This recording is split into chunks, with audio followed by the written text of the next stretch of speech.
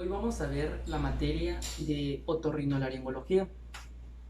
Vamos a presentarles el tema de faringoamigdalitis. Mi nombre es Damasarom Hernández López y el de mi compañero Eric Roberto de la Cruz Hernández. Bueno, vamos a tener como concepto o definición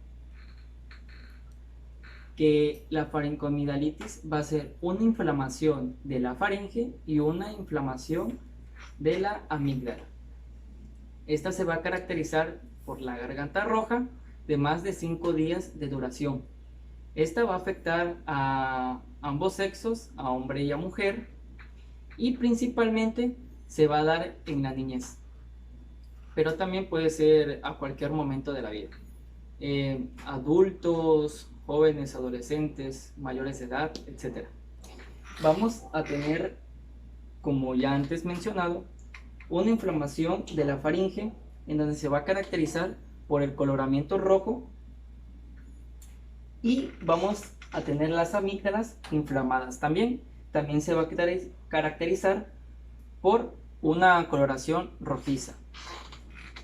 Bueno, vamos a tener los factores de riesgo, como por ejemplo el tabaquismo y lo que es la exposición al humo de tabaco. ¿Cuáles serían estos ejemplos? Ok, como la palabra dice, tabaquismo, ¿no?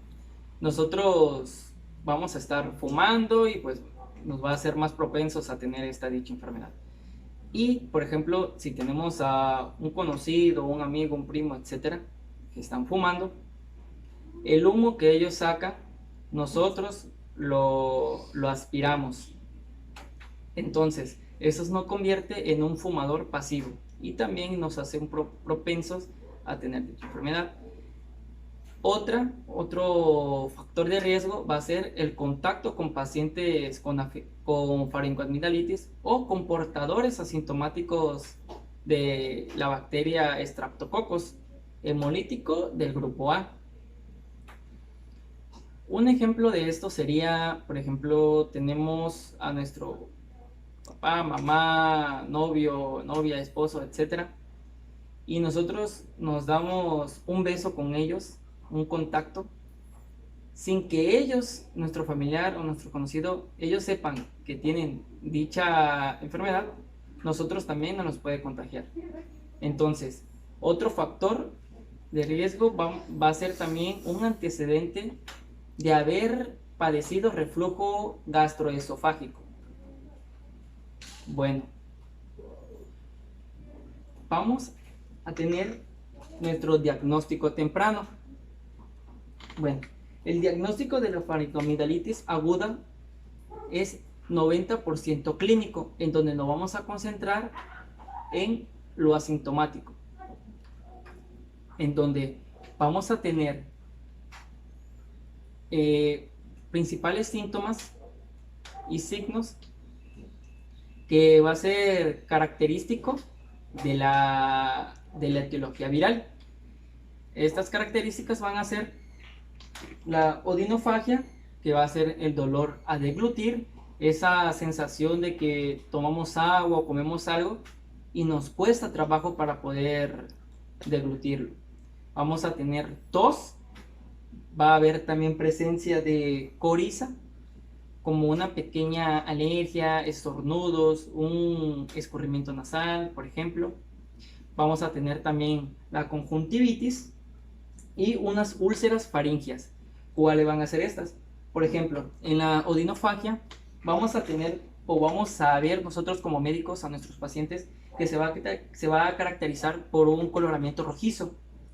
En la úlcera faringia vamos a ver, por ejemplo, estos tipos de ulceritas. Y la conjuntivitis, como la palabra lo dice, va a ser una inflamación de la conjuntiva.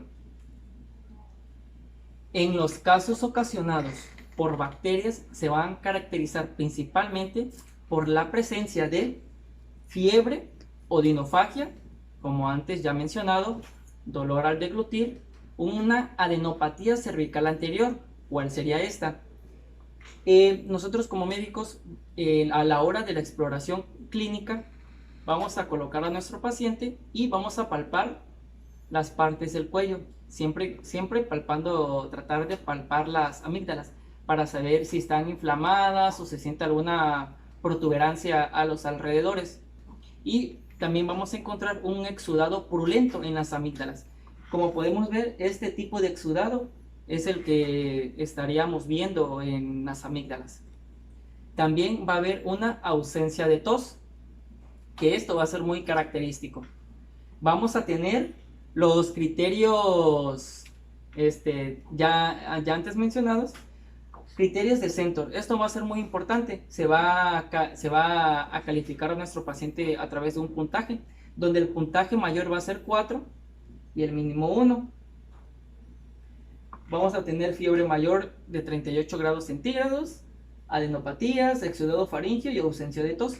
Va a ser lo mismo que yo les plasmé aquí en la diapositiva, pero con una tabla de criterios. Bueno, recuerden siempre basarse en algún documento como guías de práctica clínica o algo que nos respalde la información de donde estamos haciendo esto verídico. Bueno, vamos a tener un interrogatorio. Para que nosotros podamos hacer un buen diagnóstico, primero tenemos que tener nuestro interrogatorio a nuestro paciente. Esto nos va a hacer, esto va a ser principalmente una ayuda para nosotros. Se va a recomendar investigar si el paciente ha estado en contacto con otras personas de faringoamigdalitis o con portadores asintomáticos de Streptococcus hemolítico, beta hemolítico del grupo A. Vamos a tener los síntomas que van a ser característicos que se deben investigar. Por ejemplo, ¿cuáles son? Vamos a tener fiebre, la cefalea, la anorexia, la rinorrea y cambios en las características de la secreción nasal. La tos, la disfonía. Disfonía, en este caso, vamos a clasificarlo como que nos cuesta trabajo para hablar. Es como la palabra lo dice, como que ronca, mejor conocido. Vamos a tener también vómito y un dolor abdominal. Esto va a ser clasificatorio. Bueno, vamos a tener también nuestra exploración física. Esto va a ser primordial para hacer nuestro diagnóstico, en el cual se va a recomendar evaluar al paciente en una búsqueda de los siguientes síntomas. ¿Cuáles van a ser estos? Vamos a encontrar o podemos encontrar una hipiremia conjuntival, como lo podemos ver en imagen, una adenopatía cervical anterior, como ya antes mencionado, unas bolitas o unas protuberancias que vamos a poder sentir o palpar, una congestión nasal, una hipiremia e hipertrofia amigdalina. ¿Cuál sería esto? Por ejemplo, vamos a tener una clasificación en donde vamos a clasificar obviamente a nuestro paciente y vamos a tener 0, 1, 2, 3 y 4. ¿Esto para qué? Para saber qué tan inflamadas están las amígdalas. En donde podemos ver 0, la 1 que apenas están saliendo como que de su lugar las amígdalas, se están comenzando a inflamar, y siendo 4 ya como que la obstrucción total, o no total, pero sí un 85% de la vía, que esto nos va a provocar la adenofagia, el dolor al deglutir. Y vamos a tener también un exudado amigdalino purulento. Como anteriormente se lo había dicho, en la faringoamigdalitis bacteriana, este va a ser característico para decir esto es bacteriano, el exudado amigdalino. Y vamos a tener también el rash o urticaria, que va a ser esa sensación de como de salpullido, mejor conocido, que nos va a dar picazón y también puede salir tipo ronchitas.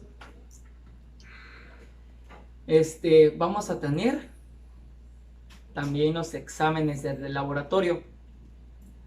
Principalmente no se recomienda realizar en forma rutinaria la prueba de antígeno rápido de inmunoensayo para identificar el Streptococcus como complemento para el diagnóstico de un cuadro de faringoamigdalitis aguda.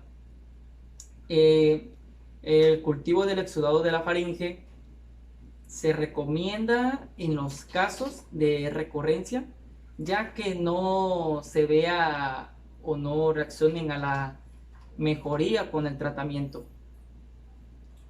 También se recomienda que los casos de presencia o que presentaron pruebas negativas del antígeno rápido de radioinmunoensayo para identificar el Streptococcus se complemente con un cultivo faríngeo para la detección de dicha bacteria del Streptococcus. A continuación, mi compañero le va a explicar lo que es el tratamiento farmacológico. Buenos días, mi nombre es Eric Roberto de la Cruz Hernández y les voy a hablar sobre el tratamiento farmacológico de las faringoamigdalitis. Faringoamigdalitis viral. El tratamiento es inicialmente sintomático durante los primeros 3 días. Paracetamol 500 miligramos vía oral cada 8 horas de 3 a 5 días. O naproxeno 250 miligramos vía oral cada 12 horas de 3 a 5 días. Para las faringoamigdalitis bacteriana es posible establecer un diagnóstico de faringoamigdalitis estreptocócica e iniciar tratamiento cuando se encuentran 4 de los síntomas clásicos: crecimiento amigdalino o exudado, adenopatía cervical anterior y fiebre de 38 grados en ausencia de tos. Se recomienda el uso del siguiente esquema: amoxicilina más ácido clavulánico 500 miligramos cada 8 horas por 10 días. Cefalosporina de primera generación por 10 días. Clindamicina 600 miligramos al día en 2 a 4 dosis por 10 días. Cuando se disponga de penicilina procaínica, puede aplicarse el siguiente esquema: penicilina compuesta de 1.200.000 unidades, una aplicación cada 12 horas por 2 dosis, seguidas de 3 dosis de penicilina procaínica de 800.000 unidades cada 12 horas intramuscular. En caso de alergia a la penicilina, se recomendaría alternativas: eritromicina 500 miligramos vía oral cada 6 horas por 10 días o trimetroprima con sulfametoxazol, tabletas de 80 sobre 400 miligramos, 2 tabletas vía oral cada 12 horas por 10 días.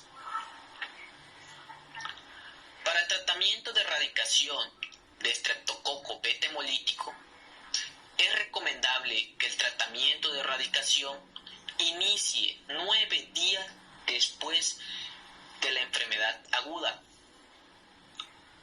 Se recomienda la utilización de penicilina con el siguiente esquema: penicilina benzatínica de 1.200.000 unidades vía intramuscular cada 21 días por 3 meses.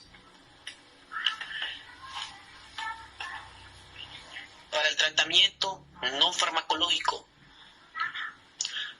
las medidas generales que se recomiendan para el manejo de los síntomas de los pacientes con faringoamigdalitis aguda es incrementar la ingesta de líquidos, mantener una alimentación adecuada, realizar gárgaras con agua salada preparada con un vaso con agua y un cuarto de cucharada de bicarbonato.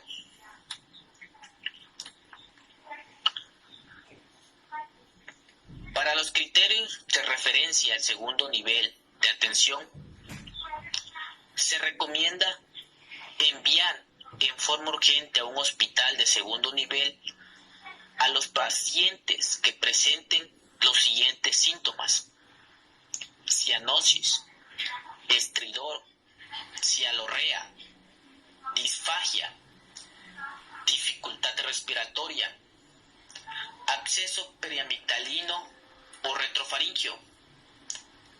Casos que presenten la posibilidad de complicaciones no supurativas de faringoamigdalitis aguda.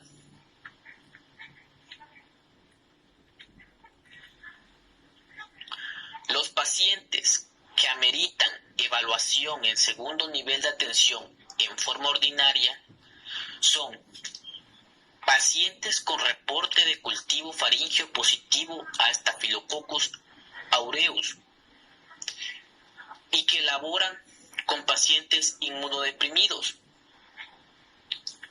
pacientes con cultivo faríngeo positivo post-tratamiento de erradicación, pacientes con síndrome de apnea del sueño obstructivo. Es recomendable que los pacientes que sean referidos a segundo nivel en forma ordinaria se les solicite los siguientes estudios: exudado y cultivo faríngeo, proteína C reactiva, factor reumatoide, antiestreptolicinas, velocidad de eritrosedimentación globular.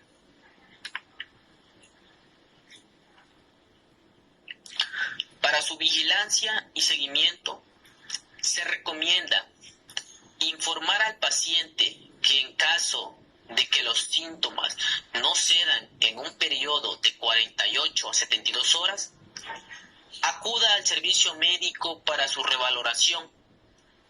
En estos casos es necesario descartar absceso y celulitis periamigdalinos.